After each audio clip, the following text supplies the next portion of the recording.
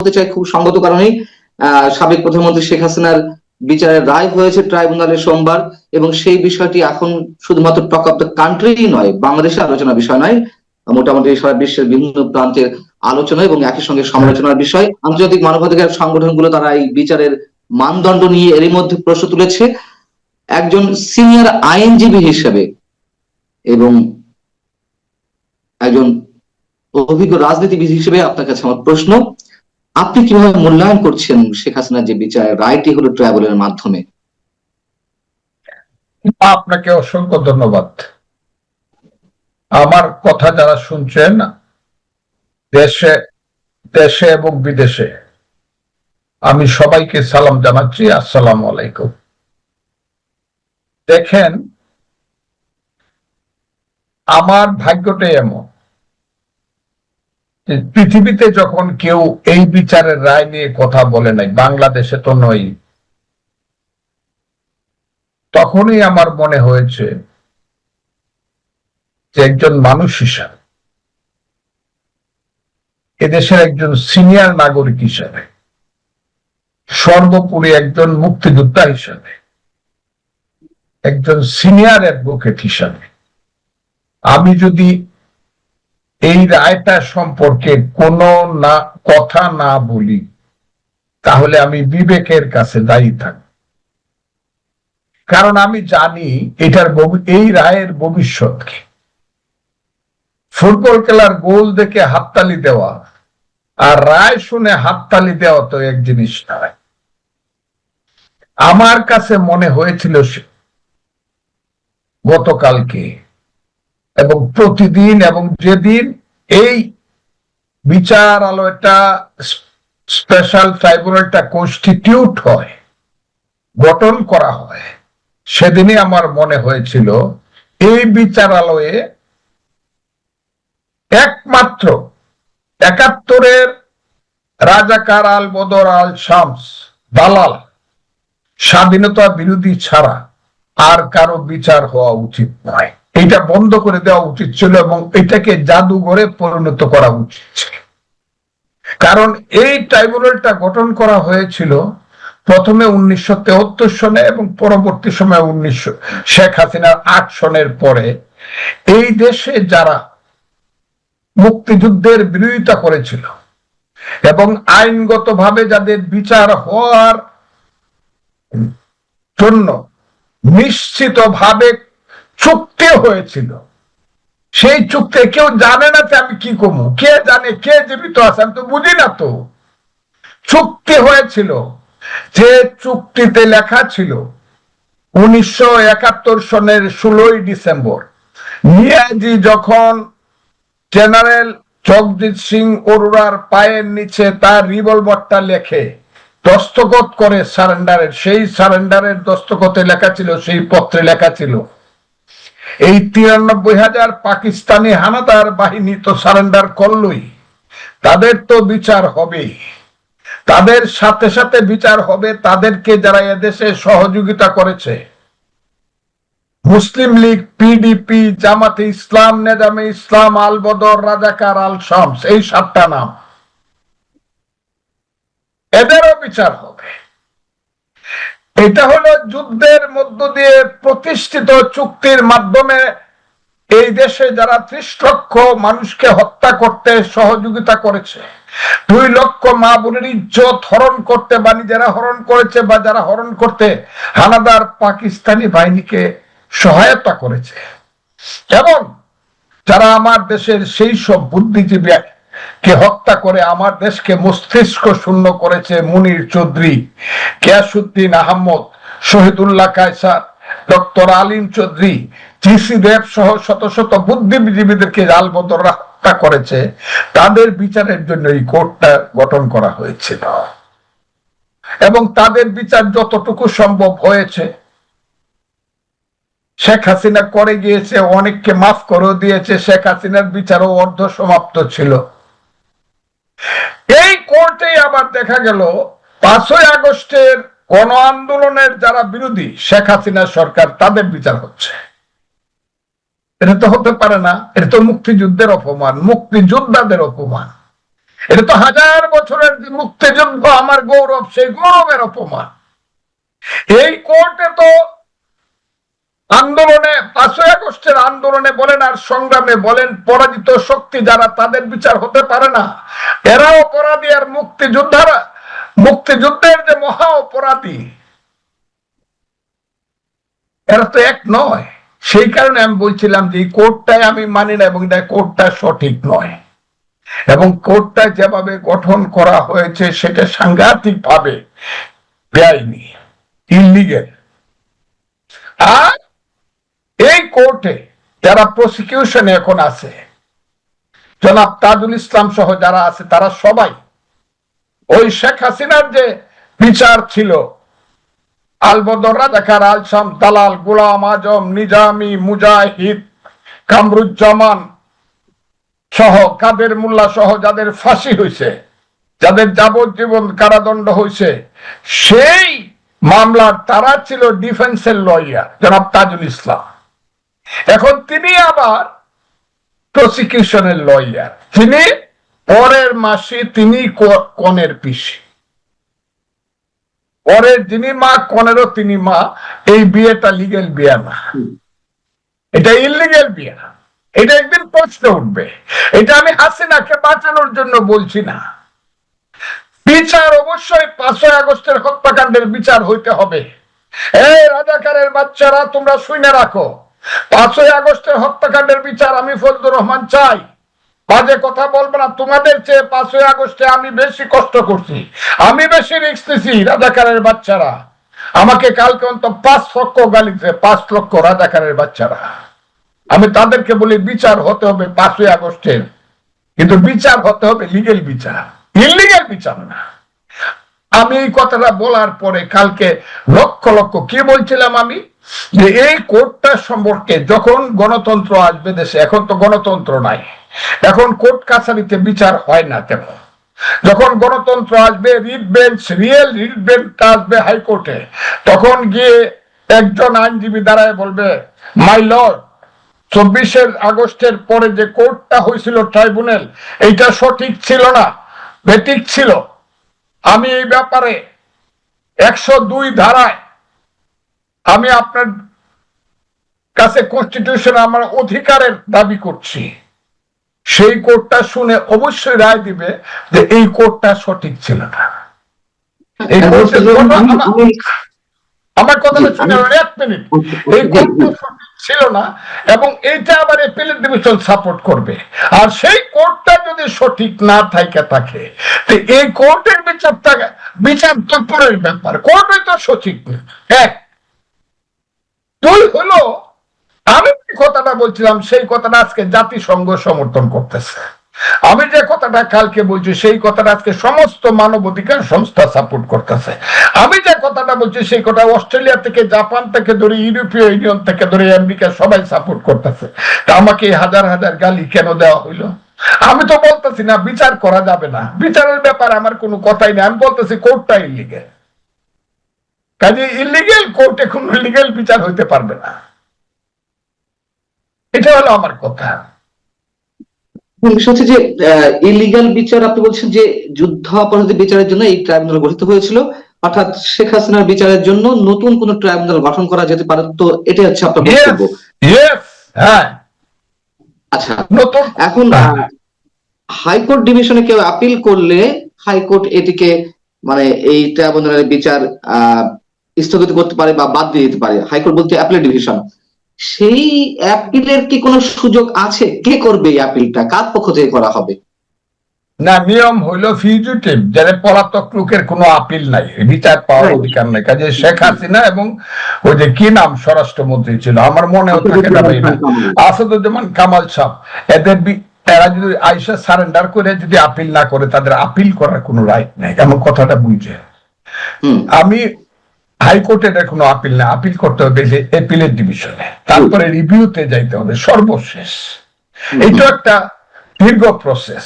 যতই বলুক যে এটা একটা দীর্ঘ প্রসেস, একটা লোক রেফারেন্স 1-1.5 বছর 2 বছর লাগবে। 30 দিনের মধ্যে আসামি পক্ষ থেকে সশরীরে বা আত্মসমর্পণের মাধ্যমে যদি অ্যাপিল করা না হয় তাহলে এটি স্বয়ংক্রিয়ভাবে চূড়ান্ত রায়ে পরিণত হয়, যদি আমার ভুল না হয়ে থাকে।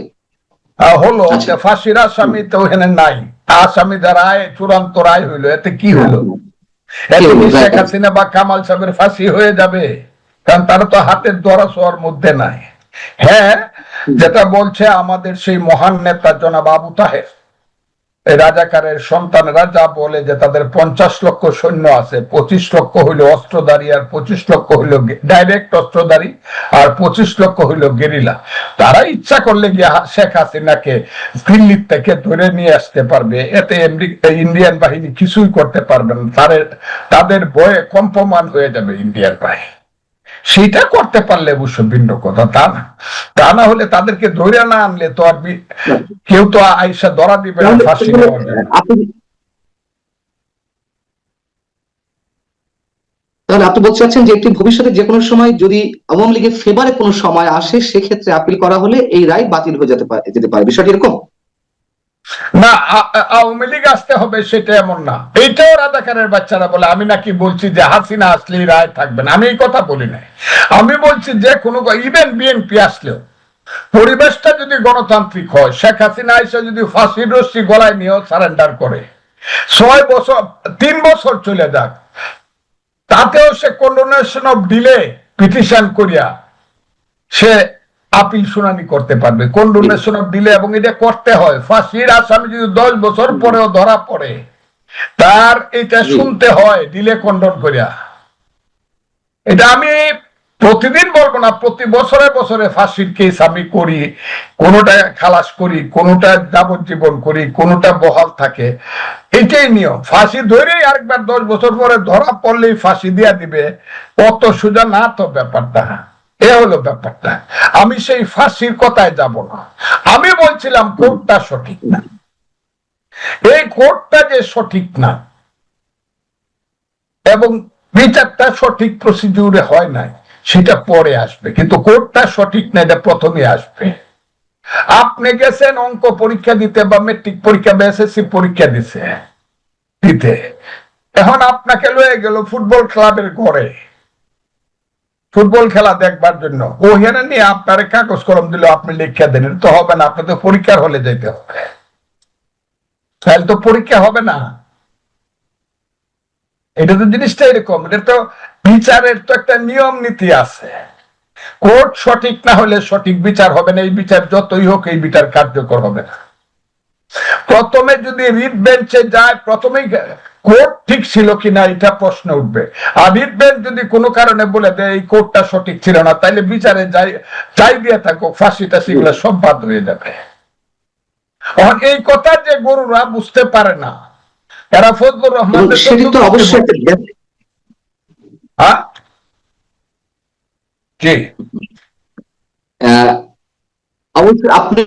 আপনি মৌলিক একটি জায়গায় মানে এটাকে নোটিস করছেন যে এই ট্রাইব্যুনালই শেখ হাসিনার বিচারের জন্য যথোপযুক্ত নয়, যেহেতু এটা একটা নির্দিষ্ট বিষয়ের উপরে আমাদের গঠিত হয়েছে।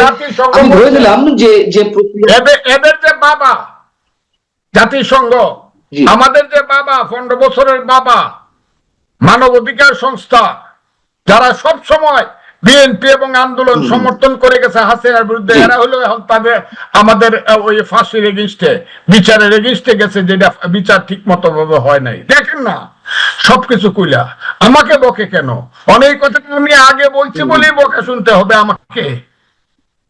হ্যাঁ, আমার দলের কাছে বিচার দেয়। ফজলুর রহমান তো হাসিনার বিচার না, আমি হাসিনার বিচার চাই না, এটা না। আমার দল যেটা স্টেটমেন্ট করছে, ওই স্টেটমেন্টের আমি বিরোধী না, আমি তার পক্ষে। কিন্তু আমি যেটা বলতেছি আইনজীবী হিসাবে এবং মুক্তিযোদ্ধা হিসাবে, এই কোর্টে বিচার করিয়া মুক্তিযুদ্ধের অবমাননা করছে। 2, আইনজীবী হিসাবে আমি বলতেছি এই কোর্টে যে কোর্টটা গঠন করা হয়েছে সঠিকভাবে গঠন করা হয়নি। দলের কর্মী হিসাবে তো আমি দলের বাইরে আর কি ধরনের এই বিচার নিয়ে আর কি ধরনের সমালোচনা আপনার কাছ থেকে আসতে পারে? যেমন ইন্টারন্যাশনাল অ্যামনেস্টি ইন্টারন্যাশনাল কিংবা হিউম্যান রাইটস ওয়াচ বা জাতিসংঘ যে কথাগুলো বলছে যে এগুলো, এই বিচারটি আন্তর্জাতিক মানদণ্ড অনুযায়ী হয়নি, বিচারের ক্ষেত্রে খুব দ্রুততা অবলম্বন করা হয়েছে, তড়িৎ গতিতে এই বিচারটি করা হয়েছে। আসামি পক্ষে অনুপস্থিতির বিষয়টি আনা হয়েছে, যে আসামির অনুপস্থিতি এই বিচার প্রশ্নবিদ্ধ হবে এবং সাক্ষীদেরকে যথোপযুক্ত ভাবে জেরা করার সুযোগ দেওয়া হয়নি। এই ধরনের আরো বেশ কিছু পয়েন্ট আউট তারা করেছে। আপনি কি মনে করেন তাদের এই অভিযোগগুলো যথাযথ? আমি এই প্রশ্নের উত্তরটা এই কারণে দিব না, আমি একটা দল করি, কিন্তু এক সময় এই প্রশ্নগুলো আসবে। জাতিসংঘ যখন প্রশ্ন তুলছে, না বুঝে তো তুলেন। জাতিসংঘ তো আর সলিমুদ্দিন না, সে তো আর ডাক্তার শফিকুর রহমান বা আবু তাহের না। জাতিসংঘ তো বুঝে শুনে এই প্রশ্নটা তুলছে, বিচারটা সঠিক হয় নাই। যদি সঠিক না হয়ে থাকে কি করবে তারা? এই কথাটা আমি আগে বলছি বইলা বলতেছে ফজলুর রহমান বিএনপি থেকে হাসিনার বিচার চায় না। আরে এত আর কিছু হারামজাদারা আছে, আমি আপনাকে বলি, বেজন মা বাস্টার্ড, ওই চালায়, ইউটিউব চালায় আমার ভুলও দিয়া, আমার ফলস আইডি দিয়া, এরা যে কি লেখে আমার নামে। আমি তো স্পষ্ট বলতেছি আমার কথাটা, আমি যা বলতেছি জাতিসংঘ তাই বলে, মানবাধিকার সংস্থা তাই বলে, এবং একদিন সারা বাংলাদেশের মানুষ তাই বলবে যে কোর্টটা সঠিক ছিল। এটা হলো আমার কথা। তাহলে এই যে বিচারটি করা হলো, এটি কোনো প্রতিহিংসার জায়গা থেকে নাকি কিছু ত্রুটি নিয়ে বিচারটি হয়তো হয়েছে? এটাই দরকার ছিল শেখ হাসিনার জন্য, খুব দ্রুত দরকার ছিল। যারা আন্দোলন করেছে, গণ অভ্যুত্থানে জড়িত ছিল, সামনের সারিতে ছিলেন, তাদের তাদের যে দাবি পূরণের জন্য দ্রুত গতিতে এই বিচার। আপনি কিভাবে মূল্যায়ন করবেন? আমি প্রতিহিংসা শব্দটা উচ্চারণ করেছি, অনেকে করছেন যে এটি কি প্রতিহিংসা বিচার কিনা, বিভিন্ন জায়গা থেকে প্রশ্ন উত্থাপন করা শুরু হয়েছে। আমি বলবো না, আপনি জজদের ইতিহাসটা খুঁজে দেখেন, যারা জাস্টিস ছিলেন মাইলর্ড, বা এরা তখন স্যার, এরা তো মাইলর্ড না, এটা ট্রাইব্যুনালের তো, তারা তো স্যার। স্যারদের পূর্ব ইতিহাসটা খুঁজে দেখেন, বাপদাদার ইতিহাসটা, এরা কারা কোন থেকে আসছে। আর আমি চ্যালেঞ্জ করে বলতে পারি, প্রসিকিউশন এবং ডিফেন্সে যারা ছিল তাদের 95% পূর্বপুরুষ হইল আলবদর, রাজাকার, আল শামস এবং স্বাধীনতা বিরোধী, এবং এরা সবাই জামাত শিবির করছে। এই যে তাজুল ইসলাম শিবিরের নেতা ছিল, এবং শিবির যে গুলি করে ছাত্রলীগ এবং ছাত্রমৈত্রীর, ছাত্র ইউনিয়নের বা জাসদ ছাত্রলীগের ছেলেদেরকে মারছে, এই তাজুল ইসলাম তার মার্ডার কেসের আসামি ছিল, সে শিবিরের নেতা ছিল, এবং তার সাথে যারা আছে তারা সব শিবিরের কর্মী। আমি তাদেরকে দোষ দেওয়ার জন্য কথাটা বলছি না, এটা হলো সবটা প্রসিকিউশনে এবং ডিফেন্সে ছিল শিবির।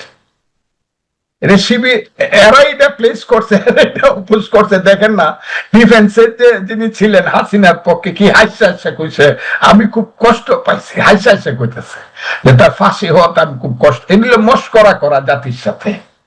কাজে এটা কি বিচার না বিচার এটা আমি এখন বলবো না, বললে অবুঝ মানুষ, এই দেশটা অবুঝের দেশ হয়ে গেছে। ৬৬, ৬৭, ৬৮, ৬৯, ৭০, ৭১ বাঙালি জাতির যে মেধা শক্তি ছিল, যে দেশপ্রেম ছিল, রাজনীতি সম্পর্কে তার যে চেতনা ছিল, সংস্কৃতি সম্পর্কে তার যে মূল্যবোধের ব্যাপারটা ছিল, তার ১০০% পিছায় গেছে এই ৬০ বছর পরে বাঙালি জাতি। আমার খুব দুঃখ হয়, এটা আমার বাঙালি জাতি বলে আমি চিনতে পারি না, আমি চিনতে পারি না। এটা বাংলাদেশ বাঙালি জাতি, যে বাংলাদেশ বাঙালি জাতিকে বলতো what Bengal things today, rest of India things tomorrow. Bangla আজকে যা ভাবে, সমস্ত ভারত এবং পৃথিবী তার একদিন পরে তা ভাবে। কিন্তু এখন বাংলা এমন অবুঝ হয়ে গেছে, শুধু টাকা চাই, পয়সা চাই, সম্পদ চাই, লুট চাই, হত্যা চাই, খুন চাই, নারী দর্শন চাই, এ হয়ে গেছে। এবং এই দেশটা এখন অপরিচিত একটা দেশ। ইউনূস সাহেবের আমলে এই দেশে কোনো নেতৃত্ব নাই, এই দেশে কোনো ধরনের জীবনের নিশ্চয়তা নাই। বাংলাদেশকে এখন মানুষ ঘৃণা করে, এটা হলো কথা। এই হাসিনার আমলে এটা কইছি বলে আমাকে আমার এক বন্ধু, সাংঘাতিক আমার প্রিয় ব্যক্তি, বন্ধু সাংবাদিক কইছে, আপনি এটা কইলেন হাসিনার আমলে তো এরকম হয়েছিল। হ্যাঁ, হাসিনার আমলে মানুষ খুন হয়েছে, গুম হয়েছে, ইলিয়াস আলী গুম হয়েছে, শত শত মানুষ হত্যা হয়েছে, হাজার হাজার মানুষের নামে কেস হয়েছে। আমি নিজে রাষ্ট্রদ্রোহ মামলার আসামি। ওই যে আপনি যে কাশিমপুর জেলে ছিলেন, আমি কাশিমপুর জেলে ছিলাম। এগুলো সব হয়েছে, ইলেকশন দেয় নাই, লুট হয়েছে, সবই হয়েছে। কিন্তু হাসিনার আমলে সামাজিক এবং রাজনৈতিক দুষ্ট নেতৃত্ব হইলেও ছিল, অনির্বাচিত নেতৃত্ব হইলেও ছিল। একটা জায়গাতে গিয়া বলতে হইতো আমাকে ওরা মাইরে ফেলবে, আপনি আমাকে বাঁচান। এখন আর কোথাও গিয়ে আপনি বলতে পারবেন না ওরা আমাকে মেরে ফেলবে, আপনি আমাকে বাঁচান। ইউনূস সাহেব সহ কেউ বাঁচাইতে পারবে না আপনাকে।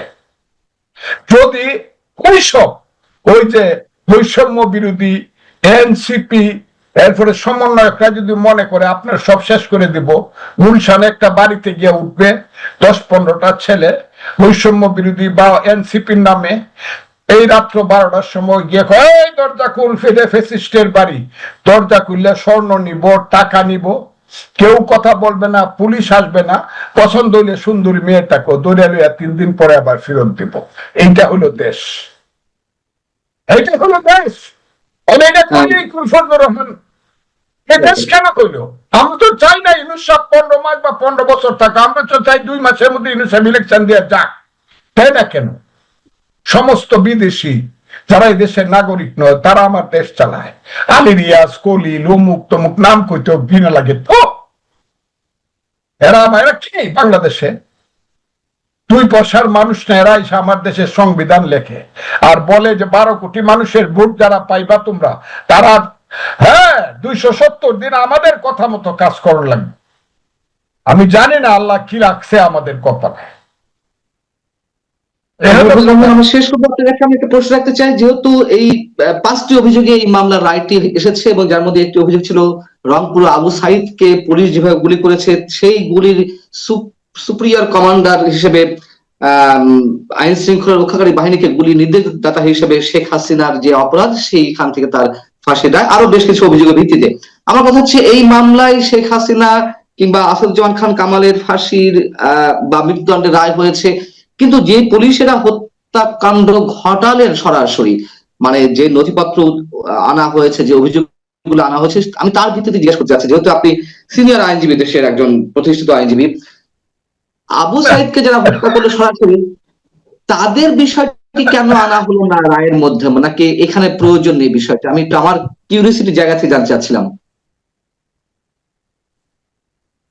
আমি আপনাকে বলি, এখন যেটা চলছে, আমি এটার কথা উত্তর দিতে পারবো না, কারণ আমি একটা আমি যদি কোনোদিন উকিল হিসাবে দাঁড়াই, আমি প্রশ্নগুলোর উত্তর দিতে পারবো। আপনার মনে যে চিন্তাটা আছে, আমার মনে যে আছে, সেটা আমি প্রকাশ এখন দিলে পরে হবে কি বলবে, বুঝছেন? বলবে এই যে আবু সাইদে যে হাসিনা মারছে, এটা আমরা ফজলুর রহমান যুক্তি দিয়া খণ্ডন করতে চাই। হ্যাঁ, সেই ফ্যাসিস্টের দালাল, ভারতের এজেন্ট, ও যে আপনারা লয়ে গেল জেলখানায়, ভারতের এজেন্ট, সন্ত্রাসী। আপনি কত বড় যে সন্ত্রাসী, দেখেই তো আমার ভয় লাগতেছে। আপনাকে ওই লয়ে গেল কোথায় রিপোর্টার সিনিয়র আমি দেখতেছি, আমার ভাই মঞ্জুরুল আলম পান্নাকে ধরে নিয়ে যেতেছে। আমার সিনিয়র লিডার মুক্তিযোদ্ধা লতিফ সিদ্দিকী পাশে এসে গায়ে হাত দিতেছে, প্রফেসর কার্জনকে মারতে চাইতেছে, আর একজনকে গলায় টিপা দিয়ে ধরছে মুক্তি। আমি সব দেখতেছি, এই কেউ কোনো কিছু কইতে পারতেছি না। কেন কইতে পারতেছি না? এই কারণে কইতে পারতেছি না, এই দেশে মানুষ আছে কিনা, লোক সংখ্যা আছে, মানুষ আছে কিনা আমার সন্দেহ আছে। তারপরে এত কইছি আপনাদের সম্পর্কে, প্রত্যেকটা টক শোতে, আপনি টক শো গুলা শুনে দেখেন। এখন যদি আমি যদি এগুলা যুক্তি দিয়ে কইতে থাকি, তখন বলবো ফজলুর রহমান তো হাসিনার দালাল, ভারতের দালাল। আমি যুক্তি দিতে চাই না। আমি চাই 5ই আগস্টের হত্যাকারীদের ফাঁসি হোক, রিয়েল বিচারের মাধ্যমে, প্রকৃত বিচারের মাধ্যমে 5ই আগস্টের হত্যাকারীদের ফাঁসি হোক। যে মারছে, যারা আদেশ দিচ্ছে তাদের ফাঁসি, আমার কোনো আপত্তি নাই। আমার কথা হইল সঠিক বিচারের মাধ্যমে, আর তা না হইলে, ইউনূস সাহেবের কথা মনে হইলে আমার সব সময় মনে হয়, সুন্দরভাবে বলতে হয়, হাকিম হইয়া হুকুম করো, পুলিশ হইয়া ধরো, সর্প হইয়া দংশন করো, উজা হইয়া ঝাড়ো। তার নাম হইল অধ্যাপক মোহাম্মদ ইউনূস। আর তারে যখন আমি দেখি হাসি দেয়, একটা হাসি যখন দেয়, সেই হাসিটা দেখে আমার একটা গানের কথা মনে পড়ে, যেটা বিদ্রোহী কবি নজরুল ইসলাম লিখেছে। গানটা, খেলেছ এ বিশ্বলয়ে বিরাট শিশু আনমনে, সৃজন সৃষ্টি তব পুতুল খেলা নিরজনে, প্রভু নিরজনে। উনি এই দেশে পুতুল খেলা খেলতেছে মানুষকে নিয়ে, পুতুল সাজাচ্ছে, কিন্তু দে উইল কাম। ওই যে দস্তখত করে চট্টগ্রাম বন্দরটা দিয়ে দিছে গতকালকে, এটার জবাব আল্লাহর রহমতে ইউনূস সাহেব বাচ্চা থাকুক তাকে দিতে হবে।